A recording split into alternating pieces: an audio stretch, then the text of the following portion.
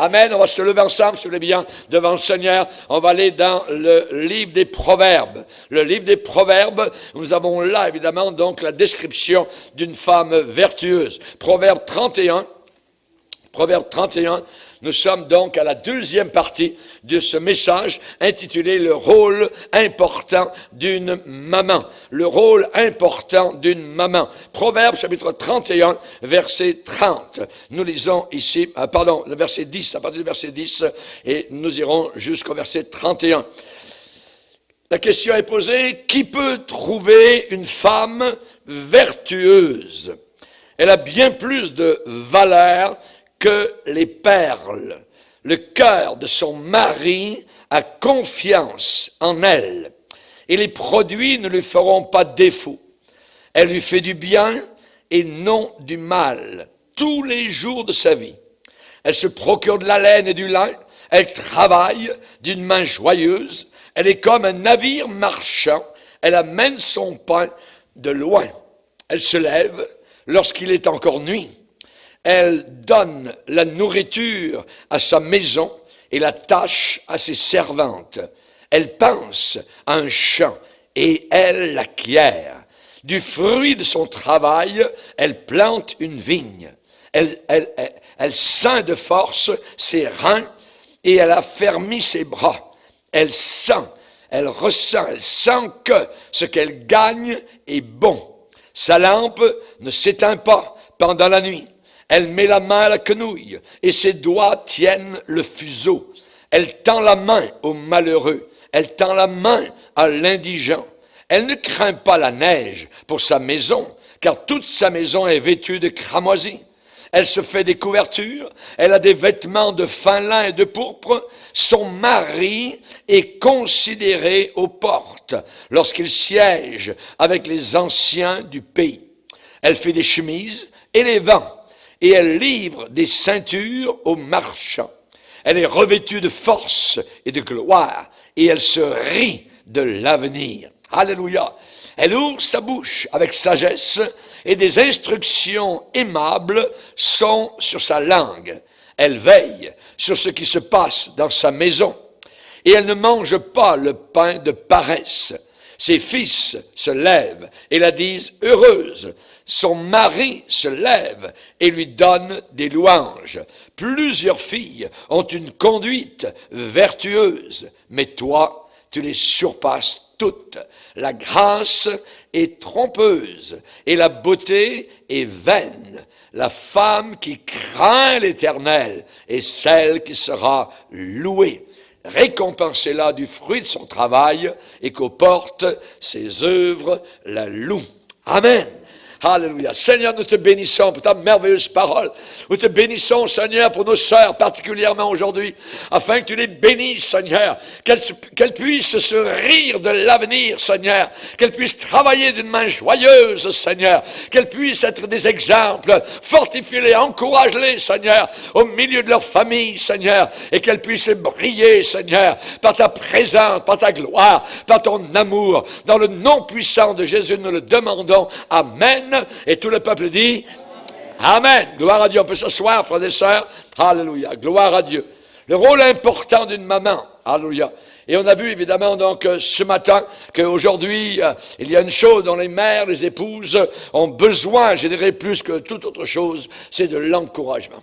L'encouragement. Voyez, une mère à la maison doit être souvent jouée sur plusieurs tableaux. Elle doit être une dirigeante et en même temps une servante. Et tout ce qui existe entre ces deux positions-là.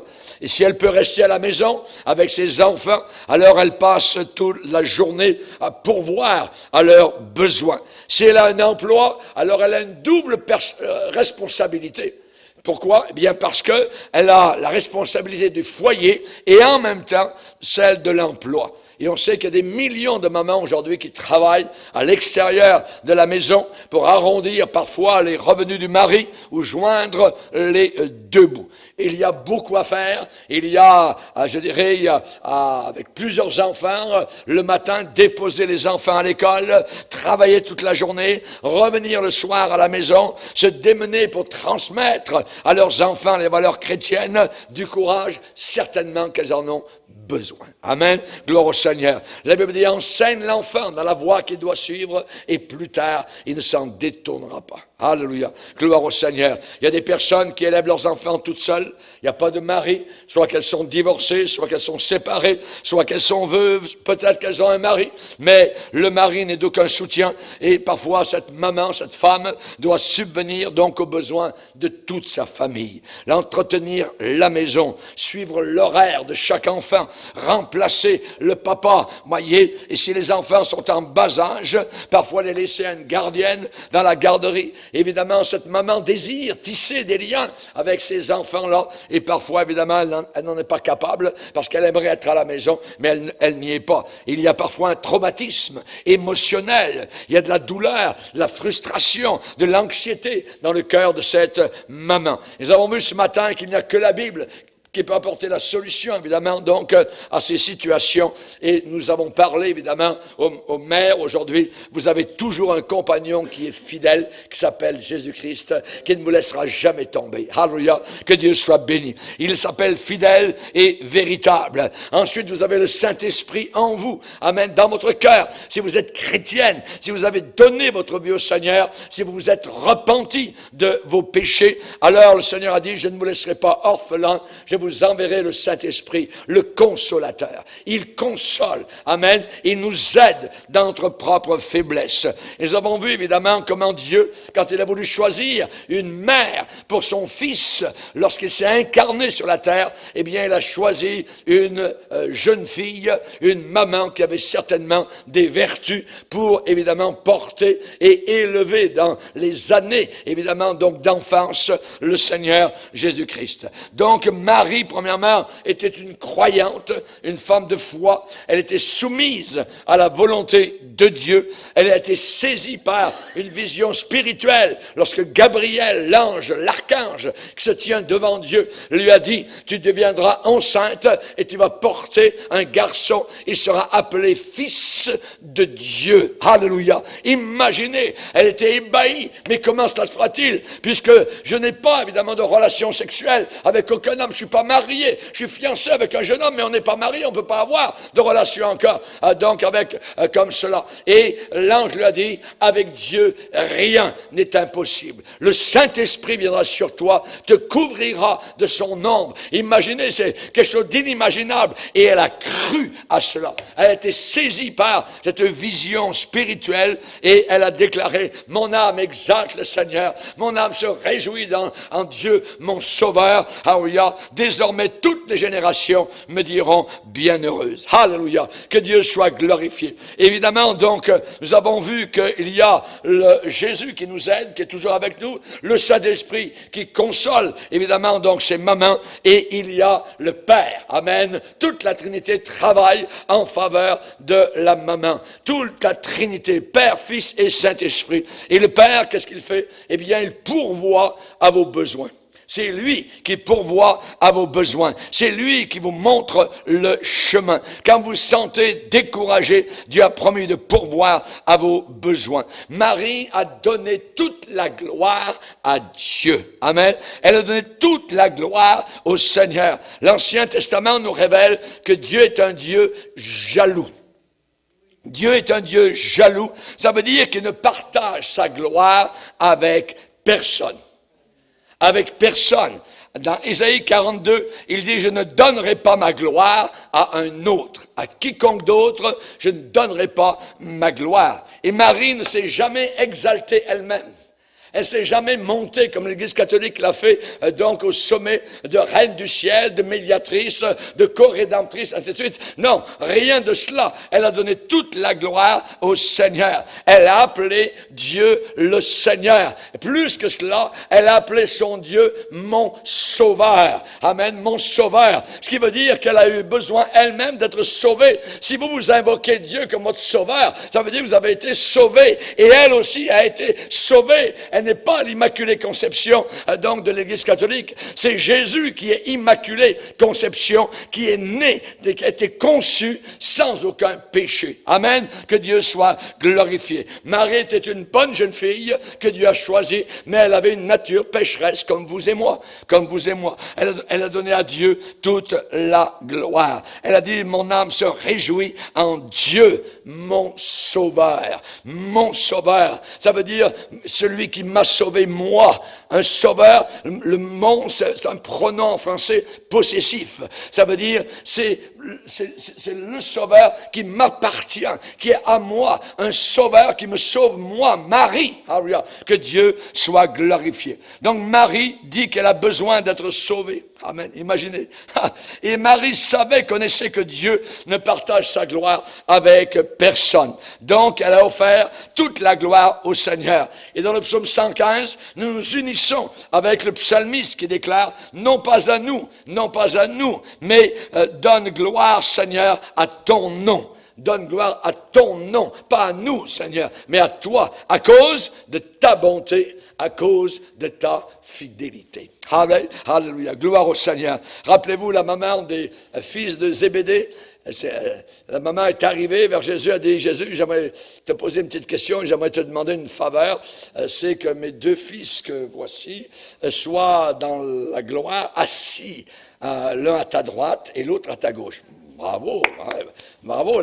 La maman, donc, avait un orgueil pour ses enfants, et elle voulait, évidemment, donc, et qu'est-ce que le Seigneur a répondu? Alors, on va le lire, si vous voulez bien. Matthieu, chapitre 20. Matthieu, chapitre 20, et nous lisons ici, verset 20. Matthieu 20, 20. Alors, la maman des fils de Zébédée, s'approcha de Jésus avec ses fils. Et vous les connaissez, les fils. L'un s'appelle Jacques et l'autre s'appelle Jean. Vous voyez, c'est les fils de Zébédée. La maman, donc, vient vers Jésus avec ses deux fils et se prosterne, bravo, pour lui faire une demande. Et elle lui dit, c'est Jésus, et il lui dit, que veux-tu? Et elle répond, ordonne, dit-elle, que mes deux fils que voici soient assis dans ton royaume, l'un à ta droite et l'autre à ta gauche. Jésus répondit, vous ne savez ce que vous demandez. Pouvez-vous boire la coupe que je dois boire? Nous le pouvons, dirent-ils, les deux garçons. Et il leur répondit, il est vrai que vous boirez ma coupe, mais pour ce qui est d'être assis à ma droite et à ma gauche, cela ne dépend pas de moi et ne sera donné qu'à ceux à qui mon Père l'a réservé. Amen. Donc, évidemment, elle a été un peu rabrouée dans son orgueil maternel, désirant évidemment que ses fils soient juste à côté de Jésus dans la gloire. Eh bien, cette maman, donc, a entendu un autre genre de réponse. Un jour, il y a une femme qui, dans la foule, a voulu honorer Marie. Marie, voyez, Ave Maria, vous connaissez toute comment, évidemment, on élève Marie, tout ça, on chante Marie, tout ça, et on s'appuie sur Marie, même le pape prie Marie, et tout cela, et on sait évidemment, donc, un jour, il y a une femme qui a voulu aussi, donc, honorer Marie. Et on va lire ce qui s'est passé. Luc 11, Luc chapitre 11, Luc chapitre 11, et nous lisons verset 27.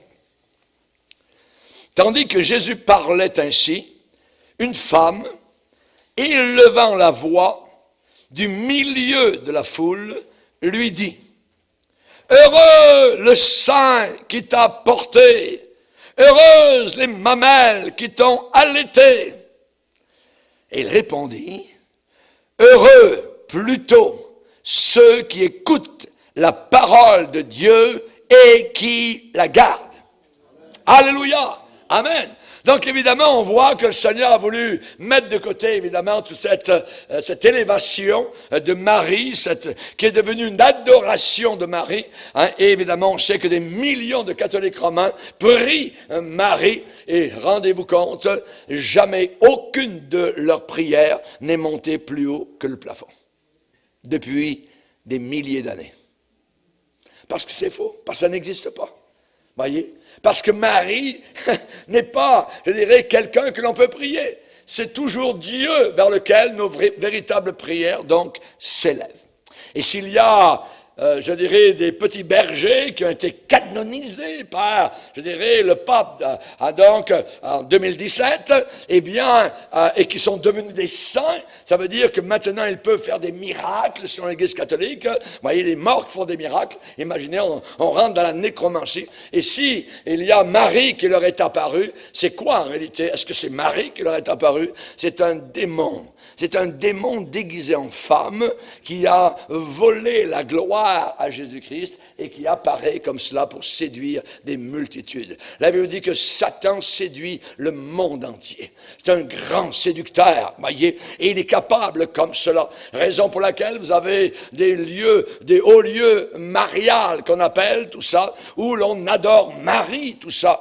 Et dernièrement, il y a eu un haut lieu marial en France, s'appelle Paray-le-Monial, où il y a eu donc celui qui s'occupe de Top Chrétien en France, M. Sellerier, un abominable qui est allé donc là sans jamais déclamer l'Évangile. C'est un pentecôtiste, donc écuménique, je dirais, terriblement séducteur, et donc qui a parlé aux catholiques comme étant des véritables chrétiens et qui les a appelés mes frères et mes sœurs. Voyez. Donc, dans un haut lieu marial, donc, nous voyons cette déchéance, cette mauvaise direction qui a été donc menée. Et aujourd'hui, évidemment, donc, si vous allez sur Top Chrétien, eh bien, vous avez évidemment aujourd'hui parfois des bonnes choses qui sont là-dessus, mais à la tête de cela, vous avez quelqu'un donc qui est en train de dériver des milliers de personnes donc loin de la Bible et pour les emmener au catholicisme romain. Et cela est quelque chose de terrible. Ça se fait en arrière, ça se fait donc, je dirais, derrière, je dirais,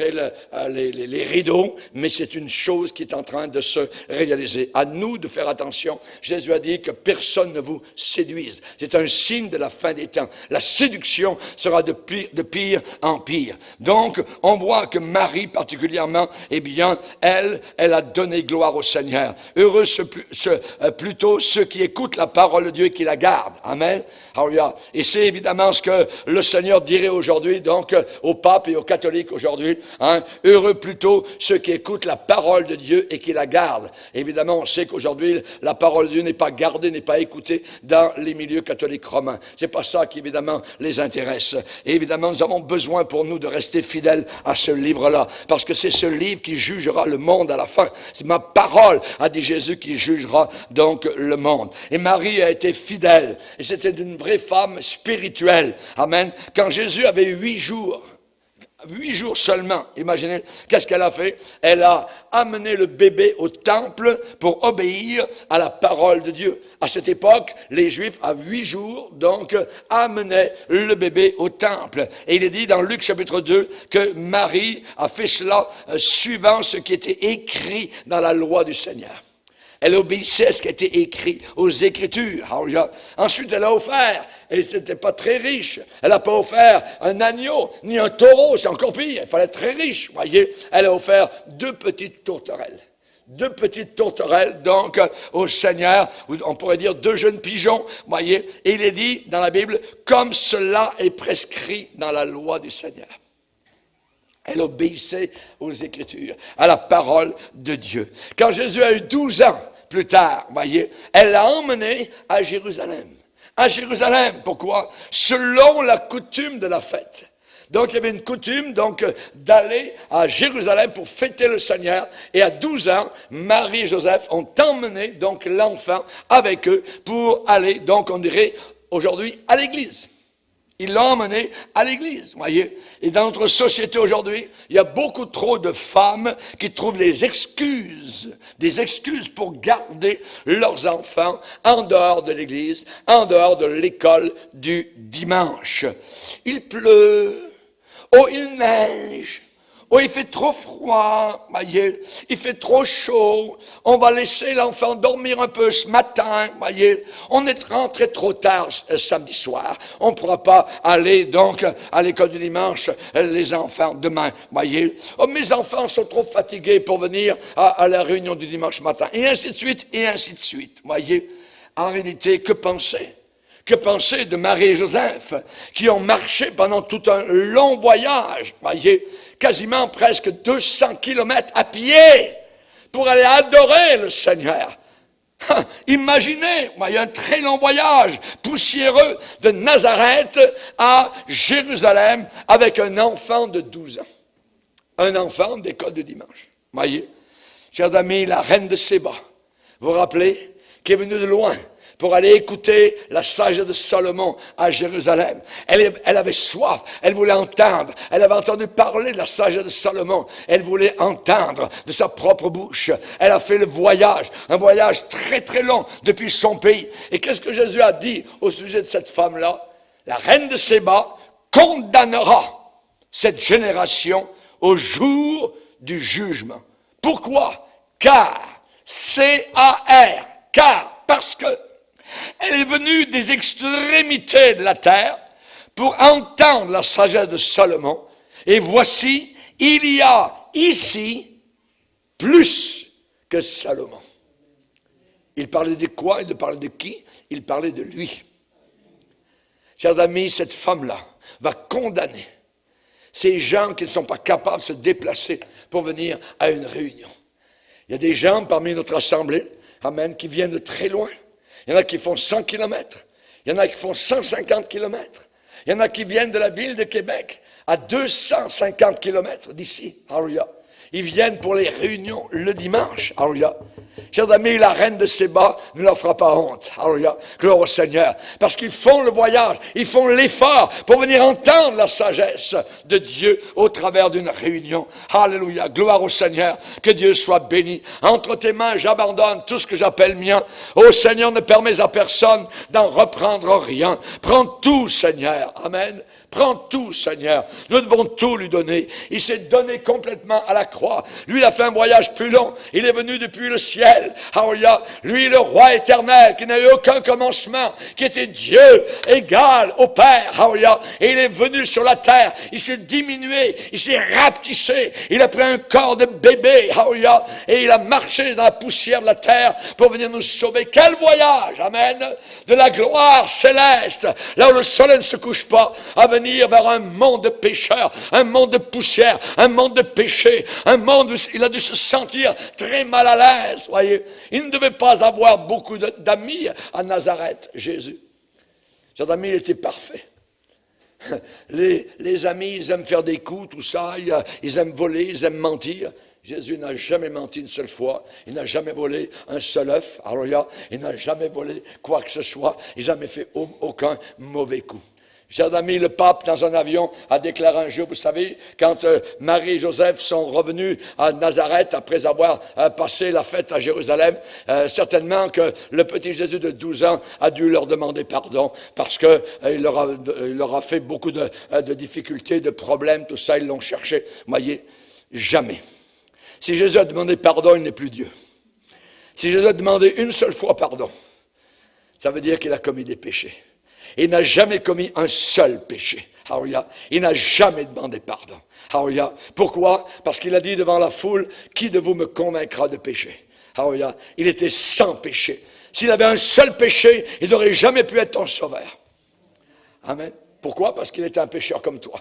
Et aucun pécheur ne peut sauver un autre pécheur. Ça doit prendre quelqu'un de parfait, un sacrificateur souverain, qui est venu d'en haut, qui a été cloué sur une croix, dont le sang était pur et parfait pour nous délivrer, nous sauver de tous nos péchés. Le sang de Jésus nous purifie de tout péché. Alléluia. Gloire au Seigneur. Que Dieu soit glorifié. Amen. Alléluia. Gloire au Seigneur. J'aime vous dire aussi que le Seigneur va t'accorder les dons spirituels dont tu as besoin. Vous les mamans, spécialement, qui avez besoin de courage. Amen. Toutes les mères, les épouses, évidemment, voudraient les mêmes sortes de dons spirituels. Et la femme qui a une maison peut-être en désordre, elle peut prier, « Ah, Seigneur, j'ai besoin que tu me donnes le don d'organiser les choses dans ma maison. » Voyez, la mère, peut-être, qui exige trop de ses enfants ou de son mari, va prier, « Mais Seigneur, j'ai besoin du don de miséricorde. J'ai besoin du don de compassion. » Les femmes chrétiennes ne sont pas comme les femmes de Laodicée, l'église de Laodicée qui n'avait besoin de rien. Amen. Les vrais chrétiens ont besoin des dons du Saint-Esprit. Seigneur, donne-moi ta grâce, donne-moi ta force pour aimer mon mari, pour pardonner, pour élever mes enfants, pour te faire confiance au travers de leur cheminement sur la terre. Et le Saint-Esprit connaît les plans de Dieu pour chaque croyante. Il connaît les plans. Amen. Et il accorde à chacune le don qu'il veut. Il donne ses dons spirituels comme il le veut. C'est ce que la Bible dit, comme il le veut. Et lorsque vous êtes convertis, vous les dames, eh bien, rappelez-vous que le Saint-Esprit est venu dans votre vie et vous êtes véritablement un enfant de Dieu. Alléluia. Et il va vous aider à agir comme tel. Vous êtes une fille du Seigneur et Dieu accorde des dons particuliers pour devenir une épouse pleine d'amour qu'il veut que vous soyez. Une maman pieuse. Amen. Pas écouter les téléromans, tout ça d'Hollywood. Non, non, non. Voyez, ou s'occuper ce qui se passe dans la maison du voisin. Non, chez vous. Amen. C'est ça qui est le plus important. Le Saint-Esprit vous aidera à assumer chaque responsabilité qu'il va vous confier. Alléluia. Marie était remplie du Saint-Esprit. Rappelez-vous, nous la voyons la dernière fois dans la Bible, dans la chambre haute. Elle est en train de prier. Amen. Les apôtres ne prient pas Marie. Amen. Mais ils prient avec Marie. Et tous ensemble, ils élèvent leur voix vers le Seigneur. Et quand le Saint-Esprit est tombé aussi sur Marie. Elle a été baptisée dans le Saint-Esprit. Elle a parlé en langue. Elle a glorifié le Seigneur, son Sauveur. Alléluia. Gloire à Dieu. Elle n'a pas prié pour les disciples, Marie. Elle a prié avec eux. Elle n'était pas la médiatrice. Absolument pas. S'il y a un seul médiateur entre Dieu et les hommes, et c'est Jésus-Christ. Alléluia. Amen. Alléluia. Merci Seigneur. Donc que Dieu soit béni pour cela. La chose la plus importante, la plus efficace, la plus durable qu'une mère puisse faire pour ses enfants, c'est de prier chaque jour pour eux. De prier chaque jour pour eux. Alléluia. Ah, les prières d'une mère. Les prières d'une mère sont capables de fléchir le bras puissant du Seigneur. Alléluia. Il entend, le Seigneur, ce genre de prière. Dans nos prières pour nos fils, pour nos filles, nous devons demander qu'ils puissent croître dans la connaissance de Dieu. Alléluia. Anne, elle a prié le Seigneur. Elle a eu un bébé en réponse à sa prière. Elle est retournée vers le Seigneur et elle a dit, Seigneur, c'était pour cet enfant que je te priais et tu m'as exaucé et je veux te le prêter pendant toute sa vie. Alléluia. Il est devenu le grand Samuel. Merci Seigneur. Il est dit que Samuel grandissait auprès de l'Éternel. C'est beau cette expression dans la Bible. Amen. Le jeune Samuel grandissait auprès de l'Éternel. Et tous les ans, il se passait quelque chose. C'est que sa maman montait à Silo, où il était comme en pension, donc autour du temple de l'Éternel de l'époque, était une tente. Et sa mère lui a amené une petite robe. Alors, chaque année, la maman amenait une petite robe pour son fils. Et j'imagine que chaque année, la petite robe, elle était un peu plus grande. Amen. Parce qu'il grandissait physiquement, mais aussi spirituellement devant le Seigneur. Est-ce que nous grandissons? Amen.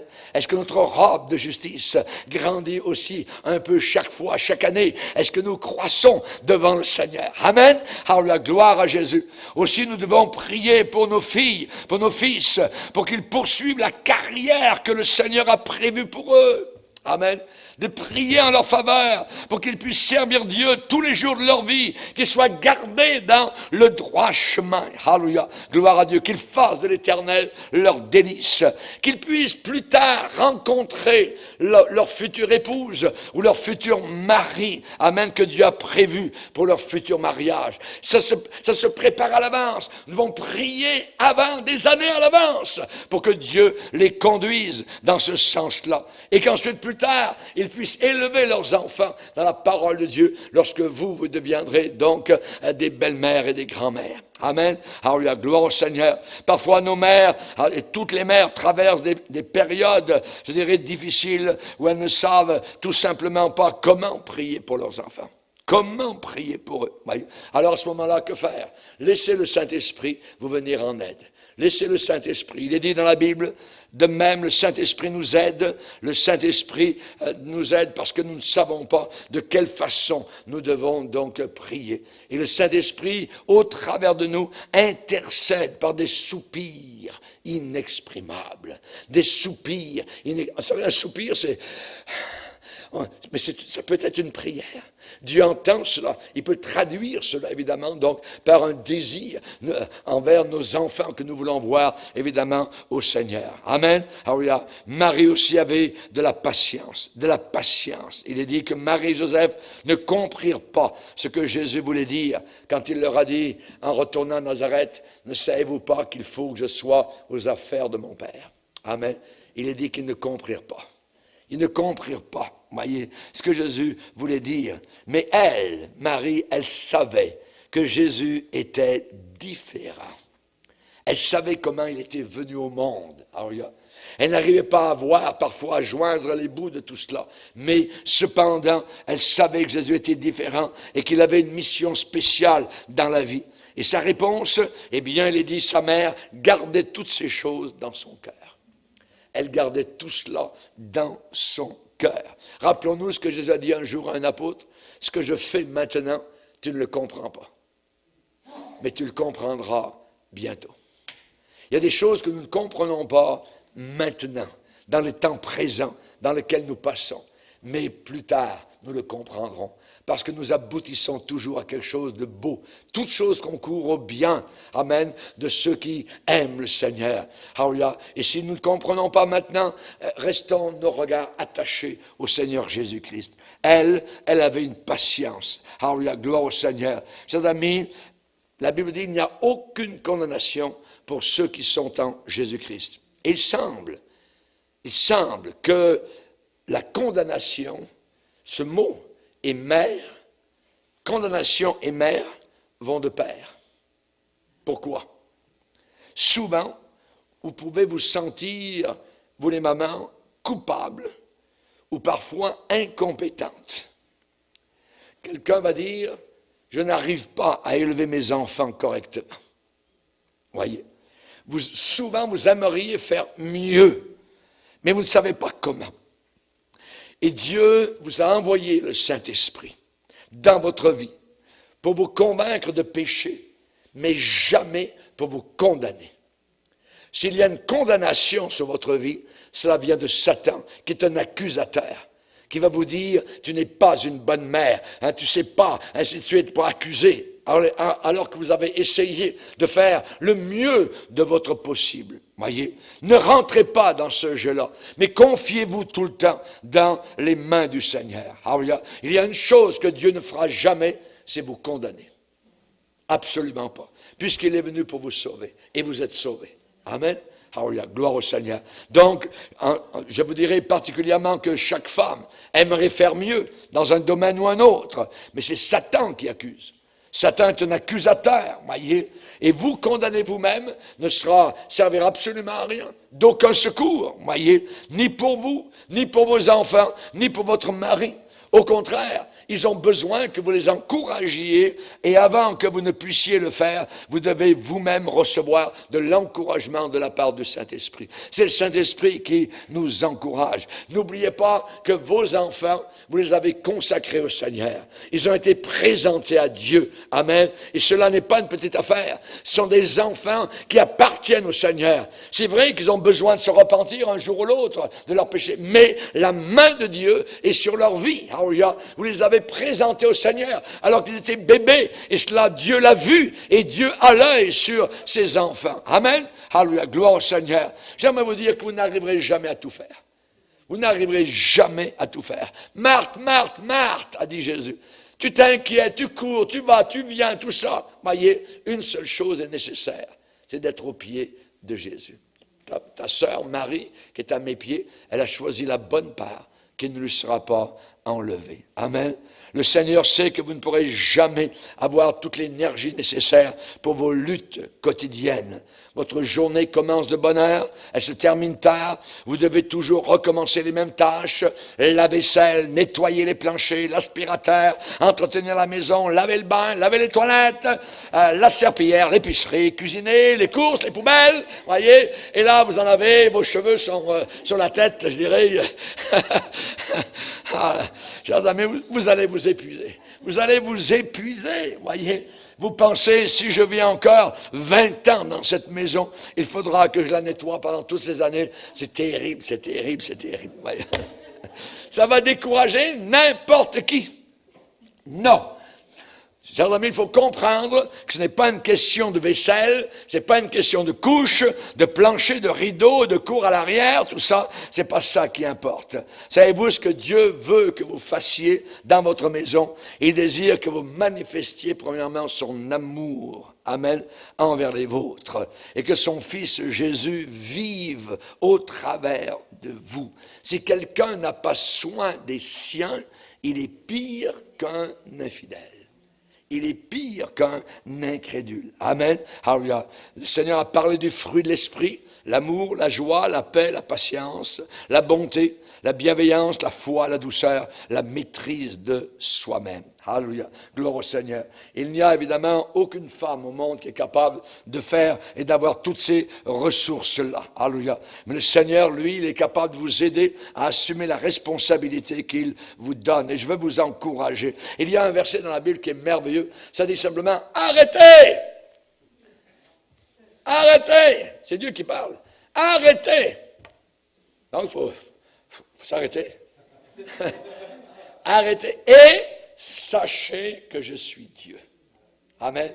Il est Dieu. Amen. Il va s'occuper de vous. Il va s'occuper des enfants. Nous avons besoin, évidemment, d'avoir confiance continuellement, uniquement. Il cherche la foi dans notre cœur. Amen. Que nos regards soient toujours tournés vers lui. Alléluia. Gloire au Seigneur. Votre beauté, chers amis, elle ne tient pas à votre corps particulièrement. Le monde peut vous harceler avec des messages disant que votre corps devrait avoir telle forme, telle taille, et ainsi de suite. On a vu, évidemment, donc, je dirais, des personnes de taille. Vous voyez, il y a des guêpes de taille, et puis il y a des femmes qui ont des tailles de guêpes, vous voyez, mais en réalité, elles savent piquer. Il faut savoir faire attention. Ce n'est pas ça qui fait le bonheur. Absolument pas. Ce n'est pas une histoire de taille, absolument pas. C'est une histoire de beauté intérieure. La Bible dit d'avoir la beauté intérieure d'un esprit incorruptible, d'un esprit pur et paisible qui est d'un grand prix devant Dieu. Alléluia. Ça ne dépend pas de l'extérieur, ça ne dépend pas des vêtements, ça ne dépend pas des ornements, ça ne dépend pas spécialement des coiffures et tout ça, hein, mais ça dépend de l'intérieur. Amen. Gloire au Seigneur. Votre beauté tient à votre esprit de douceur. Alléluia. Oui, on doit prendre soin de son corps, voyez, mais il faut se concentrer sur son âme. Se concentrer sur son âme. Et le Dieu Tout-Puissant vous rendra irrésistiblement belle et attrayante, joyeuse et débordante de vie, de paix et d'amour. Et vos enfants vous appelleront bénis. Bénie, heureuse. La femme vertueuse, c'est celle qui sera louée. C'est la femme qui craint l'Éternel. La beauté est vaine. La beauté est vaine. La beauté, c'est comme la fleur. C'est beau au printemps, c'est merveilleux. 3 jours plus tard, pouf, terminé. Vous voyez? Si vous attachez uniquement à la beauté, vous voyez, c'est pas ça qui compte. Vous attachez à ce qui est derrière. Amen. C'est-à-dire cette pureté, cette incorruptibilité d'un esprit propre, d'un esprit pur, d'un esprit soumis, qui est d'un grand prix devant Dieu. Dieu cherche ça. Amen. Gloire au Seigneur. Gloire au Seigneur. L'homme regarde l'extérieur, Dieu regarde au cœur. Alléluia. Gloire au Seigneur. Peut-être que vous n'avez peut-être pas le soutien d'un mari qui est aimable, peut-être que vos enfants sont difficiles, irritables, facilement en colère, votre emploi peut exiger de vous plus qu'il ne vous rapporte, mais le Saint-Esprit, lui, est capable de compenser tout cela. Il est capable, je dirais, de vous aider en tout point. Amen. Tu oins d'huile ma tête et ma coupe déborde. Rappelez-vous Marie, à Cana, Ils avaient un besoin, il manquait de vin. Elle est venue à Jésus avec un problème. Hé, Jésus, ils n'ont plus de vin. Ils n'ont plus de vin. Elle a reconnu l'autorité de son fils. Et Jésus a déclaré respectueusement la séparation entre Marie et sa femme. Et il a posé la question, qu'y a-t-il entre moi et toi, femme? Lui est divin, elle est humaine. Lui est le sauveur, elle est la sauvée. Amen. Alléluia. Gloire au Seigneur. Et qu'est-ce qu'elle a dit? Elle est retournée vers les autres dans le besoin et elle leur a dit, faites tout ce qu'il vous dira. Obéissez à ce qu'il va vous dire. Amen. Gloire au Seigneur. Remplissez d'eau ces vases et les remplir jusqu'au bord. Amen. Puisez maintenant. Et ils puisèrent. Et pof, le miracle avait eu lieu. Amen. L'eau était devenue du vin. Amen. Gloire au Seigneur. Moi, je suis un serviteur. Alléluia. Et ce que je fais, j'ai des cruches devant moi et je les remplis d'eau. Amen. Je les remplis de la parole de Dieu. Alléluia. Et ensuite, quand vous puisez, ça devient du vin. Ça devient de la joie, ça devient du bonheur, ça devient de la paix intérieure, ça devient salut, ça devient guérison. Alléluia. Et il y a de la joie dans la maison du Seigneur. Amen. Levons-nous devant le Seigneur, on va le louer et le glorifier. Alléluia, alléluia, alléluia. Merci Seigneur, alléluia. Tu es bon notre Dieu. Nous te glorifions Seigneur. Nous te bénissons pour nos mères Seigneur. Te bénissons Seigneur Jésus pour les épouses Seigneur. Encourage-les Seigneur. Fortifie-les dans leur foi intérieure. Alléluia. Tu es un Dieu de gloire Seigneur. Te bénissons pour la parole vivante Seigneur. Tu nous as remplis aujourd'hui jusqu'au bord de ta parole merveilleuse Seigneur. Et nous puisons, Seigneur, maintenant. Et nous voyons, Seigneur, le changement miraculeux, Seigneur. Et tes joies qui collent de nos cœurs. Nous buvons, Seigneur, à tes sources d'eau vive, Seigneur. Alléluia, alléluia. Gloire et honneur à ton nom. À toi la toute-puissance. À toi la gloire éternelle. Béni soit ton nom, Seigneur. Tu nous fais du bien, non du mal. Chaque jour de notre vie, Seigneur. Merci, mon Dieu. Nous pouvons nous rire du futur, Seigneur. Car tu es le Dieu vivant, Seigneur, qui nous a bénis, qui nous a sauvés, qui entreprend, Seigneur. Alléluia. Tu nous as donné, Seigneur, le Paraclet, le Saint-Esprit, le Consolateur. Merci, Seigneur, pour ton merveilleux Saint-Esprit, dans le nom de ton Fils Jésus. Amen. Et tout le peuple dit Amen. Amen. Alléluia. Gloire à Dieu. Alléluia.